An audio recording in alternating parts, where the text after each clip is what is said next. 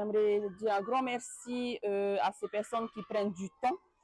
Ce sont des médecins urgentistes, leur métier n'étant pas déjà facile, et qu'ils prennent le temps d'apprendre à nos enfants les gestes de premier secours pour qu'ils puissent, en cas d'accident, chez eux, si leurs parents voilà, viennent à se blesser, eh bien, qu'ils sachent réagir. Et donc, je recommande à toutes les écoles, si vous avez la chance de pouvoir bénéficier de ces interventions, faites-le parce que ça peut aider nos enfants dans la cour de l'école et à la maison. Nous avons commencé les initiations aux gestes qui peuvent sauver, à la prévention des dangers domestiques en avril 2023. Et jusqu'à présent, nous en sommes à peu près 200 enfants initiés. Alors nous avons fait majoritairement les enfants de Tahiti, donc de 3 à 10 ans.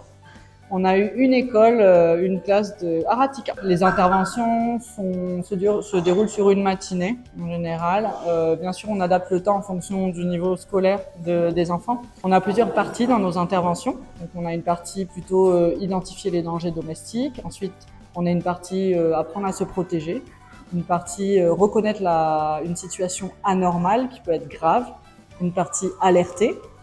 Et pour les 6-10 ans, on va faire une dernière partie qui est la partie secourir. C'est vraiment une initiation aux gestes qui peuvent sauver. Alors pour l'instant, on fait des interventions uniquement en milieu scolaire. Donc c'est vrai qu'on est contacté soit par les membres de l'APE, soit directement par la direction de l'école ou les enseignants. Aujourd'hui, nous avons la chance d'avoir l'intervention des petits héros. Durant 3 heures auprès de mes élèves, durant lesquelles mes élèves ont eu la chance de pouvoir découvrir quels sont les dangers domestiques qu'ils pourraient rencontrer à la maison ou à l'école.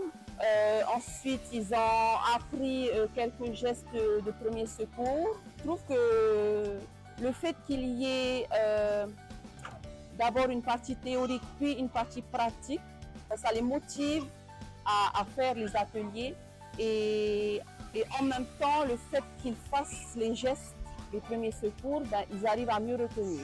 Alors on a une page Facebook, Les Petits Héros de Tahiti. Il y a un mail, tahiti@lespetitshéros.fr. On a réussi grâce à la Fondation Anna Veil et surtout grâce aux dons à récolter 49 000 francs, qui nous a permis d'investir dans un défibrillateur de formation et un mannequin de formation. Voilà. Donc on tenait vraiment à remercier tous les donateurs qui nous ont permis d'avancer dans cette super aventure et de nous fournir en matériel pour les enfants.